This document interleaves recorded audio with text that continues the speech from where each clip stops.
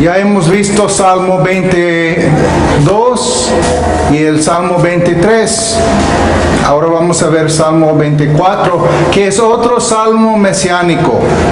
Ahora, un salmo mesiánico son salmos proféticos que hablan de la primera y la segunda venida de Cristo, del Mesías. Y pues ya estamos viendo el tercero en este trío. O sea, el Salmo 22 que vimos el domingo pasado trata de la crucifixión de Cristo, de su muerte en la cruz. Entonces habla del buen pastor que da su vida por las ovejas.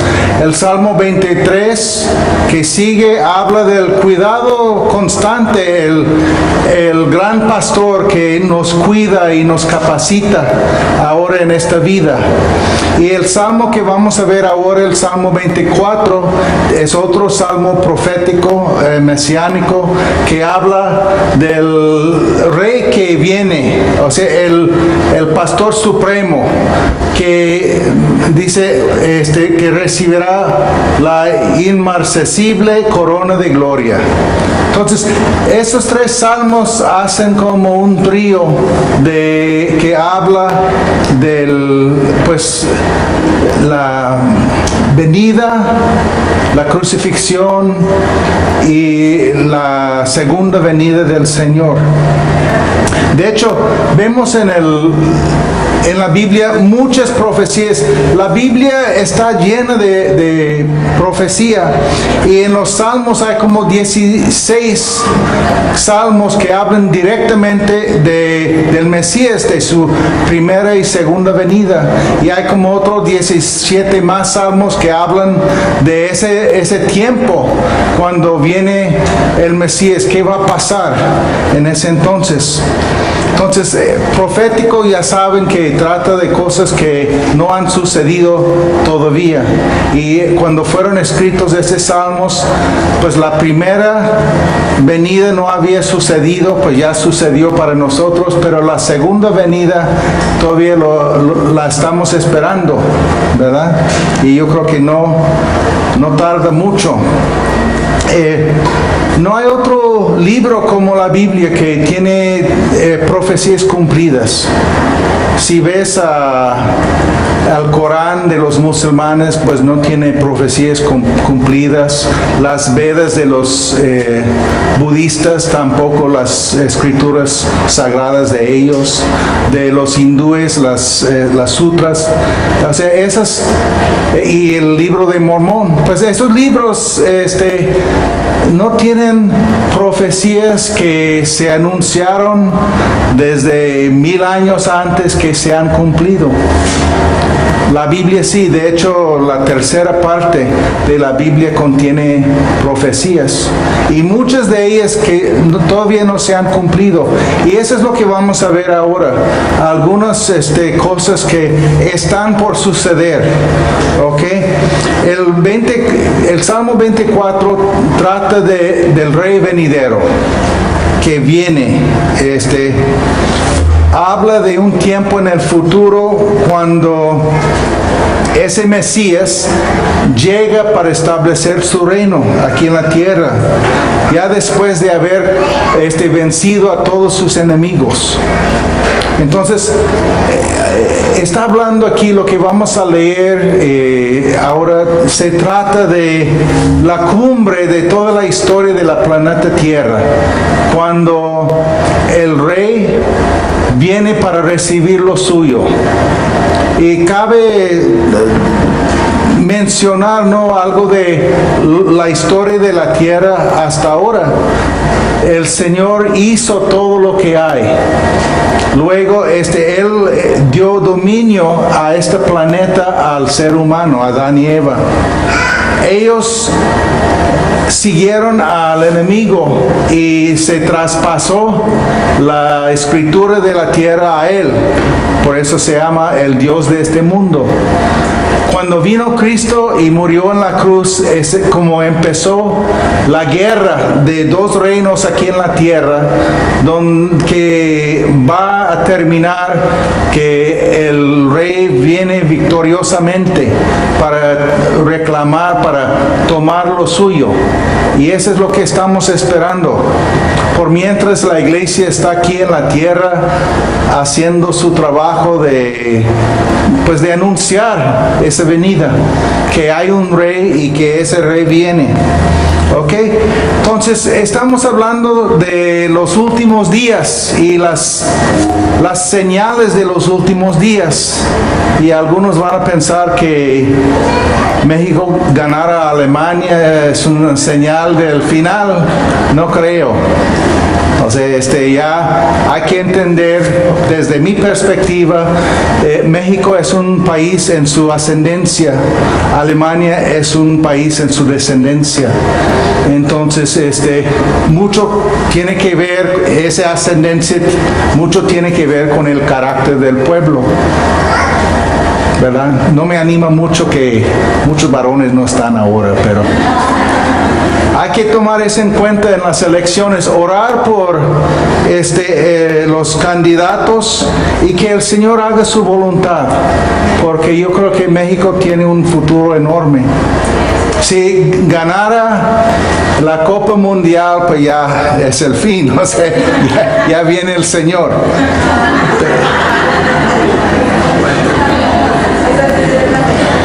En verdad hay muchas cosas que vemos a nuestro alrededor que son señales del fin. Primero, yo creo que la más obvia es que Israel se estableció después de 2000 años de estar dispersados por todos lados del mundo. El hecho de que en 1948 la nación de Israel se estableciera de nuevo. Otra señal que menciona la Biblia, que es apostasía en la iglesia, que muchos van a seguir doctrinas raras o simplemente van a dejar a un lado lo de congregarse, de tomar en serio las cosas de Dios. Otra cosa que yo creo que hemos visto. Otra señal es una explosión. La Biblia habla de una explosión de conocimiento. Y dicen que ahora cada 12 meses se dobla el conocimiento en todas las áreas del estudio, ¿no? De la física, de la química, de la ciencia de materiales. Pues todo ese conocimiento va explotando. Y eso está creciendo rápido. Otra señal es la perdición en la sociedad. Pues la Biblia dice que en los últimos tiempos, antes de la venida de Cristo, pues los tiempos van a ser como los días de Lot y Noé. Y pues si leemos la Biblia acerca de esos días, habla de que pues la gente se casaba, pues vivía su vida como nada, y ahí en medio de como vivir como no existiera Dios, Dios viene como sorpresa. Pues en las noticias vemos otras señales del fin. Lo que está creciendo mucho ahora es antisemitismo, o sea, persecución de los judíos. Lo vemos en muchos países del mundo. Hace unos años el primer ministro de Israel hizo una llamada a los judíos en todos lados del mundo que ellos regresaran a Israel. Por eso de la persecución que está pasando, y está pasando hasta en los Estados Unidos en cierta forma. Pues otro es el crecimiento de Islam. La Biblia habla cuando yo recibí a Cristo en 1976, leía Apocalipsis, ¿no? Con mucho interés, porque eso tenía influencia en mi vida para llegar a conocer a Cristo. cuando yo leí ahí de que en los últimos días iban a decapitar a las personas, pensé, pues me hizo dudar un poco. Pues ¿quién hace eso? Hoy día nadie decapita a las personas, pero ya la Biblia me convenció que es un libro profético, porque lo estamos viendo. Y habla de eso en el Apocalipsis acerca de los últimos días. Habla también de la economía mundial. El hecho de que hoy día todas las economías del mundo están ligadas. O sea, lo que pasa en Sudáfrica puede tener consecuencias aquí en México. Y pues es otra señal que antes del fin del mundo, antes de la venida de Cristo, se va a hacer una economía mundial. O sea, ya va a haber un solo dinero para todos. ¿Ok? Otra señal de las muchas que hay es la persecución de cristianos en diferentes partes del mundo, que se ve especialmente en los países musulmanes. Hay mucha persecución de los cristianos, pero aún con nosotros hay persecución leve, ¿no? De los aleluyas y cosas así. Que, o sea, está creciendo ese persecución. Donde antes había respeto, hoy día hay menos y hay más persecución. Hasta señales que hay en el cielo de eclipses, de cometas, de otras cosas, ¿no?, que están pasando ahí. Pero yo creo que entre todas esas señales que vemos, lo más convincente es lo que se llama la convergencia. O sea, de hecho que todas esas cosas están pasando y el paso se va acelerando. O sea, el Señor habló el tiempo antes de su segunda venida como el comienzo de los dolores, y la palabra ahí se refiere a los dolores de parto. Y pues no me ha tocado eso, pero las mujeres, las mamás que han entrado en el parto, pues dicen que va acelerando, ¿no? Antes de que nazca el bebé, que hay dolor y una pausa y un dolor, y se va juntando los dolores junto antes del parto. Pues así describe el Señor el tiempo antes de su segunda venida, que todas las señales que van pasando van a pasar más rápido y luego viene. Ok, bueno, entonces todo esto nos lleva a Salmo 24, y pues aquí quería enseñar ese trío de Salmo 22, Salmo 23, Salmo 24, que hablan de tres aspectos diferentes de nuestro pastor, el Mesías, de Jesucristo, de su muerte en la cruz, de su cuidado presente y de su segunda venida, cuando Él viene como el Rey de esta tierra. Ok, entonces vamos a ver el Salmo 24, los que traen sus Biblias. Versículo 1 y 2 dice: del Señor es la tierra y todo cuanto hay en ella, el mundo y cuantos lo habitan, porque Él la afirmó sobre las mares, la estableció sobre los ríos. Entonces, punto número 1 aquí, en este salmo, es que el Mesías, el Rey, es Rey legítimo de todo lo que hay. O sea, Él es el dueño tuyo y mío. Somos de Él. Le pertenecemos a Dios.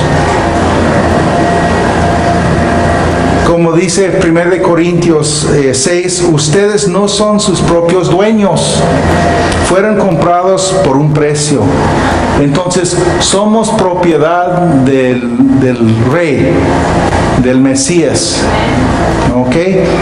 Luego está declarando aquí que el mundo entero le pertenece a Dios. O sea, como dije, el hombre tenía dominio aquí en la tierra, pues traspasó su dominio a Satanás cuando obedeció, cuando rebeló contra Dios. Pero Cristo vino y murió en la cruz para retomar su dominio sobre esta tierra. Entonces, vino el Señor aquí, Dios, para redimirnos. Y fíjense en esto, o sea, Dios no nos puede redimir. ¿Saben eso? Dios es un espíritu. Él no puede morir. O sea, para redimir, pues uno tiene que morir, derramar sangre. Es por eso que vino Cristo. Jesús, quien era el Rey eterno desde toda la eternidad para atrás, vino al mundo, nació aquí, pues llegó a ser Jesús. O sea, Jesús tenía un comienzo, el Rey eterno no, pero Él nació aquí en el mundo ser humano para redimirnos. Un hombre nos tenía que redimir y por eso vino. Entonces llegó a este mundo para retomar lo que le pertenecía. O sea que el dominio era de los seres humanos. Él vino como ser humano para retomar lo suyo. Ahora, lo que esto quiere decir proféticamente, las naciones siempre han peleado sus territorios, ¿no? Pelean por recursos, lo que hay, quieren controlar las cosas, los recursos de diferentes territorios. Pero lo que no se da cuenta es que las naciones simplemente son arrendatarios, o sea, no les pertenece.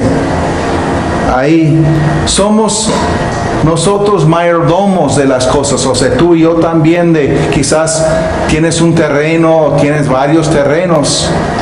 Eres realmente mayordomo porque ese terreno pertenece a Dios. Te lo está prestando por un tiempo.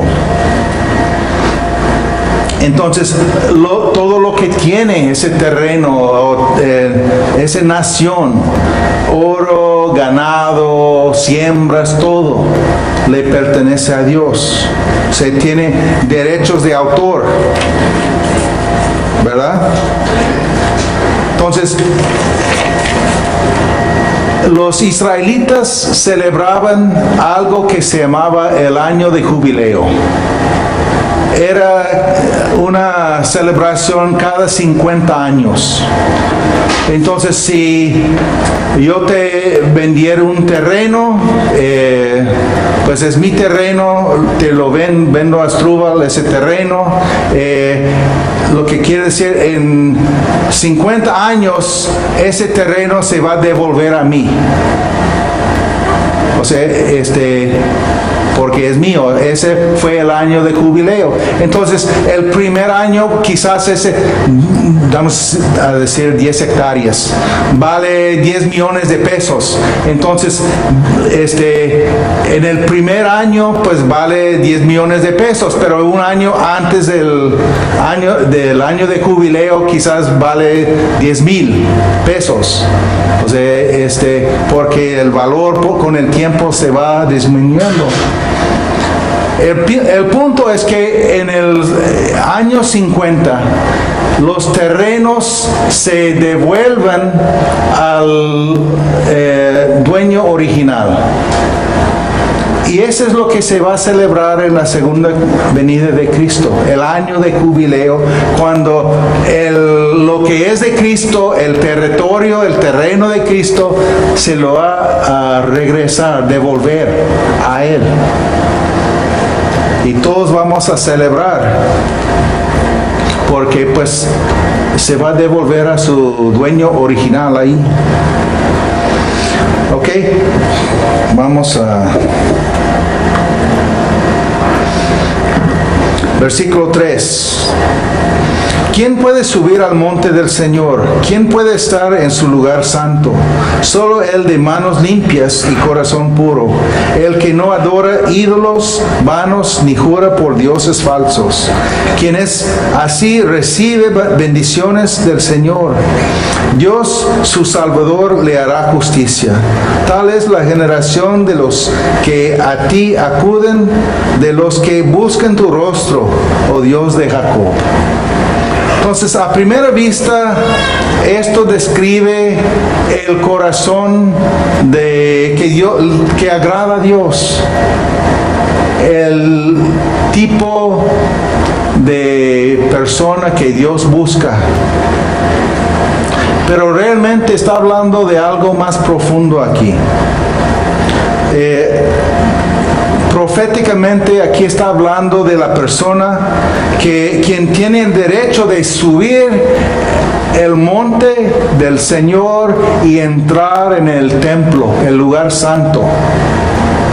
No todos pueden hacer eso, porque se refiere a dos oficios. Se refiere primero a un rey que tiene, cuando habla de subir al monte del Señor, pues eso habla del rey que va a entrar en su trono. Y que el que entra en el lugar santo, pues habla de un sacerdote. Y sabemos que en el principio de Israel, Dios no les dio un rey, porque Él dijo que yo soy su rey. Ellos sí tenían sacerdotes, pero el pueblo clamó y por fin Dios les dio un rey, porque querían ser como las otras naciones. Y les dio un rey, Saúl fue el primero. Pero nunca se juntó esos dos oficios. Siempre había el sacerdocio y los reyes. Pero esas dos funciones, o sea, esos dos oficios se van a juntar en el Mesías. Habla de esto en Zacarías, del templo y el trono. Zacarías 6. Dio una profecía al Zacarías al sumo sacerdote que en aquel entonces se llamaba Josué. Y así dice: le dirás a Josué de parte del Señor Todopoderoso: este es aquel cuyo nombre es renuevo, o sea, está hablando del Mesías, pues echarán renuevos de sus raíces y reconstruirá el templo del Señor. Él reconstruirá el templo del Señor, se revestirá de majestad y se sentará al gobernar en su trono. También un sacerdote se sentará en su propio trono, y entre ambos, o sea, ambos oficios, habrá armonía. Entonces, en Cristo Jesús se van a juntar esto de sumo sacerdote y rey. Porque Él va a ser, no vamos a ocupar sacerdotes humanos, o sea, en el sentido de que alguien que sea intermediario entre nosotros y Dios. Dios mismo viene. Entonces, ese va a ser un trato directo con Dios. Y también Él va a gobernar aquí en la tierra. Amén. Entonces, eso es lo que viene con el Mesías. Luego, versículo 7. Eleven puertas sus dinteles, levántense puertas antiguas, que va a entrar el Rey de la gloria. ¿Quién es este Rey de gloria? De la gloria. El Señor, el fuerte y valiente, el Señor, el valiente guerrero. Eleven puertas sus dinteles, levántense puertas antiguas, que va a entrar el Rey de la gloria. ¿Quién es este Rey de la gloria? Es el Señor Todopoderoso, es el Rey de la gloria. Amén. Entonces, este es una profecía directa, está hablando de un tiempo en el futuro, cuando va a entrar el Rey a Jerusalén. Ahora sabemos qué pasó cuando Cristo entró por primera vez a Jerusalén, ¿verdad? En su primera entrada, pues dice que la gente gritaba: Hosana, bendito el que viene en el nombre del Señor. Bendito el reino venidero de nuestro Padre David. Hosana en las alturas. También este es el profeta Jesús de Nazaret de Galilea. Entonces la gente reconocía a Jesús como profeta, pero realmente no lo reconocieron como el rey que Dios había prometido. Y es por eso que el Señor profetizó sobre Jerusalén. Dijo en Lucas 19, como quisiera que hoy supieras lo que te puede traer paz. Pero eso ahora está oculto a tus ojos. Entonces no entendieron ellos quién venía, quién iba entrando a Jerusalén. Pero la Biblia dice proféticamente que viene el día cuando todo el mundo va a reconocer a quién crucificaron, a Cristo Jesús. Que ese Mesías va a entrar para sentarse sobre su trono en Jerusalén. Y hay otros salmos proféticos que hablan de eso. Quería leer Salmo 47, que es un salmo profético acerca de esta entrada. Entonces, Salmo 47 dice: aplauden pueblos todos, aclaman a Dios con gritos de alegría. Acuérdense, esto está hablando de un tiempo en el futuro, algo que no ha sucedido todavía. Dice: cuán imponente es el Señor Altísimo, el gran Rey de toda la tierra. Sometió a nuestro dominio las naciones, puso a los pueblos bajo nuestros pies. Escogió para nosotros una heredad que es el orgullo de Jacob, a quien amó. Selah. Dios el Señor ha ascendido entre gritos de alegría y toques de trompeta. Canten salmos a Dios, cántenle salmos, cántenle salmos a nuestro Rey. Dios es el Rey de toda la tierra, por eso cántenle un salmo solemne. Dios reina sobre las naciones, Dios está sentado en su santo trono. Los nobles de los pueblos se reúnen con el pueblo de Dios, de Abraham, pues de Dios son los imperios de la tierra. Él es grandemente enaltecido. Entonces esto va a suceder cuando Cristo viene por segunda vez para establecer su reino aquí en la tierra. Es algo que no ha sucedido todavía, pero créanme que la Biblia habla mucho de ese suceso, cuando lo que va a suceder ahí. O sea, es el tiempo que la Biblia dice que Dios va a poner en paz a la tierra. Ya no va a haber terremotos, tornados, huracanes, pues todo eso. Dice, es el periodo cuando el león se va a acostar con el cordero. Se va a ver paz en toda la tierra. Es un tiempo cuando van a convertir sus espadas en hoces. Va a haber paz en la tierra. el rey va a reinar desde Jerusalén sobre todo lo que hay aquí en la tierra. O sea, está hablando ahora de los israelitas que están ahí. Lo que pasa con la iglesia, esa es otra cosa que vamos a ver en otra ocasión. Pero lo que sí dice es que el Señor en Apocalipsis 19 habla de esto, cuando Él viene para ese momento, para establecer su reino aquí en la tierra. Él viene en un caballo blanco con todos los redimidos, dice. O sea, yo creo que somos entre ellos.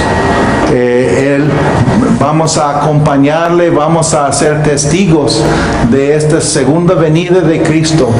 Y ahí pues hay muchos detalles interesantes acerca de esto. Dice aquí en Salmo 24, eleven puertas sus dinteles, levántense puertas antiguas, que va a entrar el Rey de la Gloria. Ahora, hay una puerta en Jerusalén que se llama la Puerta Oriental. En 1517 entró el rey de los turcos, Suleiman, y pues él conquistó a Jerusalén con sus ejércitos. Entonces él cerró esta puerta y él la cerró porque mientras ellos reconstruían las murallas de la ciudad, se corrió un rumor ahí de que ya iba a venir el Mesías. Entonces Suleiman, creo que así se llama su nombre en español, ¿no? O si alguien sabe, que me corrija, ¿no? Suleiman, el rey de los otomanos, Armans, no, bueno. Corrió un rumor. Ellos reconstruían los muros, las murallas de la ciudad, y pues decían los obreros ahí que venía el Mesías. Entonces ese rey convocó unos rabinos ahí para preguntarles qué tiene que ver, qué es este rumor que dicen que viene un Mesías. Entonces ellos le dijeron de que describieron el Mesías como un gran líder militar que sería enviado por Dios desde el este. O sea, porque otras profecías en el Antiguo Testamento dice que entraría en la puerta oriental y liberaría la ciudad del control extranjero. O sea, es lo que le dijeron los rabinos. Entonces él decidió poner fin a esas esperanzas de los judíos ahí, y él ordenó que se sellara esta puerta, y que además de sellarla, que establecieron un panteón musulmán ahí enfrente. Pues pueden ver las tumbas ahí de los musulmanes, pensando que ningún hombre judío iba a contaminarse, ¿no?, entrando por ahí.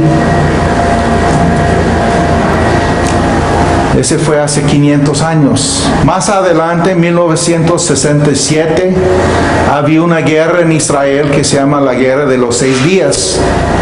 Es cuando los israelitas retomaron Jerusalén. Se reportó ahí acerca de un grupo judío de comando, que ellos estaban involucrados en esto de hacer guerra contra Jerusalén para retomarla.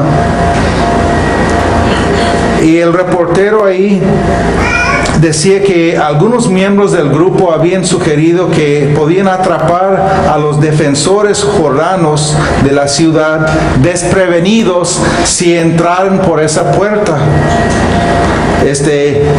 quitando todo lo que estaba ahí para poder entrar. Pero el líder de ese grupo de comando era un judío ortodoxo, y él dijo fuertemente que no, que afirmó que la puerta oriental solo se puede abrir cuando venga el Mesías. Entonces, por eso se mantiene cerrado, sellado hasta ahora. Ahora hay una profecía de Ezequiel, capítulo 44, que en Ezequiel fue un profeta que un hombre, una persona, le dio un tour profético del templo que todavía está por llegar, no hemos visto ese templo, pero profetiza un templo en el futuro, y esa persona le dio un tour de ese templo, y ahí pues tú puedes leer Ezequiel y pues capítulo tras capítulo de una descripción de cómo es ese templo. Pero en capítulo 44 dice, el hombre, o sea, el que le daba el tour, me hizo regresar por la puerta exterior del templo, la que daba al oriente, pero estaba cerrada. Ahí el Señor me dijo, esta puerta quedará cerrada, no se abrirá y nadie deberá entrar por ella. Deberá quedar cerrada porque por ella ha entrado el Señor Dios de Israel. Entonces, cuando viene el Mesías, va a entrar por ahí. Afuera de esa puerta es el Monte de los Olivos. Ahora, ya mencioné que cuando viene el Señor, viene preparado para la guerra. O sea, va a ser capitán, o sea, es su nombre en el libro de Josué, el capitán de los ejércitos, ¿no? Entonces, él también es líder militar. Y ahí en Apocalipsis 19 viene él en caballo blanco, preparado para la guerra. Ese es cuando va a regresar y va a bajar a la tierra. Zacarías, capítulo 14, habla de este momento. Dice, movilizaré a todas las naciones para que peleen contra Jerusalén. O sea, si has leído Apocalipsis ya has visto esto, ¿no? Cuando las naciones están alrededor de Jerusalén. Dice, te conquistarán, saquearán tus casas y violarán a tus mujeres. La mitad de tus habitantes irá al exilio, pero el resto del pueblo se quedará contigo. Entonces saldrá el Señor y peleará contra aquellas naciones como cuando pelea en el día de la batalla. Y luego dice, en aquel día pondrá el Señor sus pies en el monte de los olivos, que se encuentra al este de Jerusalén. O sea, ese es donde es un hecho, no ha sucedido todavía, pero cuando viene el Señor va a tocar tierra en el monte de los olivos. Dice, y el monte de los olivos se partirá en dos de este a oeste y formará un gran valle con una mitad del monte desplazándose al norte y la otra mitad al sur. Ustedes huirán por el valle de mi monte porque se extenderá hasta Asal. No sé dónde está Asal, ¿no? Pero ha de ser al este. Huirán como huyeron del terremoto en los días de Usías, rey de Judá. Entonces vendrá el Señor mi Dios acompañado de todos sus fieles. Entonces ahí es cuando viene el Señor y va a entrar por esa puerta, pues se va a abrir un valle nuevo ahí y a lo mejor va a llevar todas esas tumbas musulmanas, no sé. Pero el caso es que el Señor viene y ahí en versículo 9 de ese mismo capítulo dice, el Señor reinará sobre toda la tierra. En aquel día el Señor será el único Dios y su nombre será el único nombre. Entonces ya estamos hablando del futuro, no ha sucedido, de cosas que no han sucedido todavía, pero es una promesa de Dios que esas cosas van a suceder. Y ese es el cuadro que pinta el Salmo 24, de esa venida del Rey para establecer su reino aquí en la tierra, donde entra a Jerusalén para sentarse en su trono, ahí. Entonces, y menciono todo esto de las profecías porque es importantísimo que tomemos en serio la palabra de Dios. Todo lo que, como yo aprendí una lección muy importante en eso de decapitar a la gente. Yo dudaba, ¿no?, de las escrituras, y ya más adelante dejé de dudar porque las cosas suceden tal como el Señor dice. Y cosas que nos parecen imposibles ahora, como de reconstruir un templo ahí en Jerusalén, a lo mejor lo vamos a ver en nuestros días. Las cosas pueden suceder, eso hemos visto nosotros. Cuando cayó la Unión Soviética en 1988 por ahí, pues de unas semanas todo se quitó ahí. Y estamos en días cuando se levanta una nación y baja otra. Venezuela hace poco tiempo fue la nación más rica en Sudamérica, y véala ahora lo que ha pasado ahí. La gente no tiene que comer.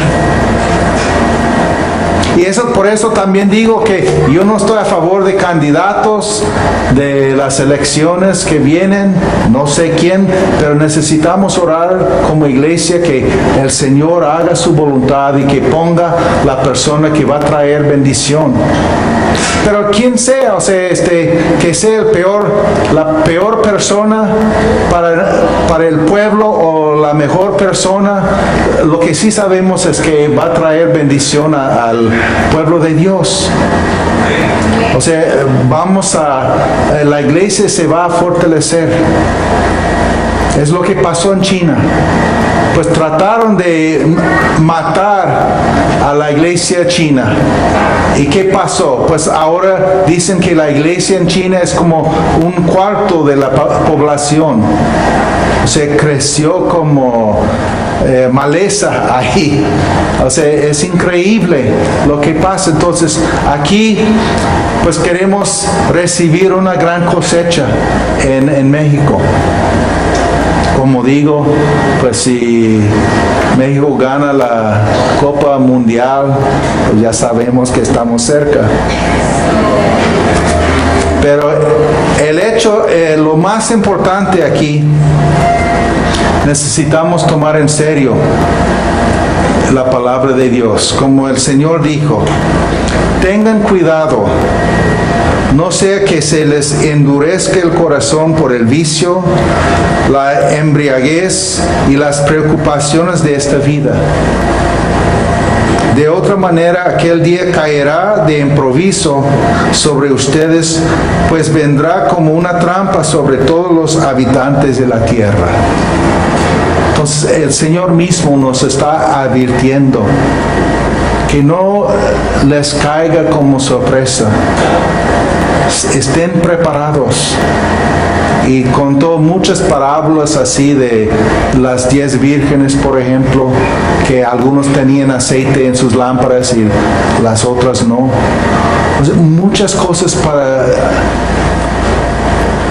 prepararnos para su segunda venida, para tomar en serio las cosas del reino de Dios, de observar lo que está pasando en medio de nosotros, que el Señor está acomodando las cosas aquí en la tierra para preparar para su segunda venida.